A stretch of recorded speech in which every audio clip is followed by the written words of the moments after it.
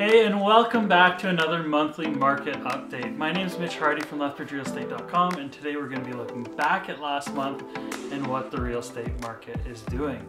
So the mainstream media is talking a lot about prices starting to decrease, and we haven't quite started to see that in Lethbridge yet.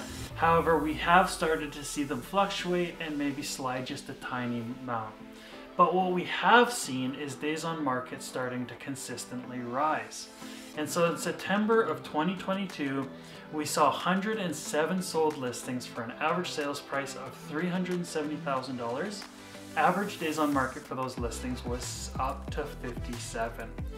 Now I wanted to talk a little bit about the stress test, and what the point of the stress test was when they brought it in 2016 was to ensure that buyers had a little bit of a cushion when rates started to rise.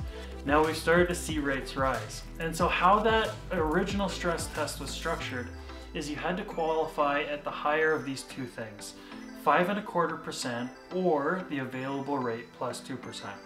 So 5.25% obviously doesn't move. If the available rate over here is 2%, we tack on another 2%. That brings us to 4%. We still have to qualify at that 5.25. Now we're in a situation where we're seeing rates float right around that 4.5%. And so we're seeing buyers have to qualify at 6.5%, which is quite high. And so there have been rumblings, and I think there's a little bit of pressure from the industry on bank regulators of asking this question: is the stress test still needed, or is it time to start to loosen that up a little bit to ensure that buyers can get into a property? Now, as I'm having conversations with buyers, one thing that I'm consistently hearing is, should I hold off until prices come down? And I can't answer this for sure because I obviously don't know what the market's going to do. But if we look at Lethbridge historically, we don't see these big ebbs and flows. We kind of are just steady eddy, so I suspect that we're not going to see a big price crash. Now, the other part of the equation is interest rates, obviously. As rates rise, your cost of borrowing increases as well. And again, everyone needs somewhere to live, so if it comes down to buying or renting, maybe buying still makes sense for you in the situation.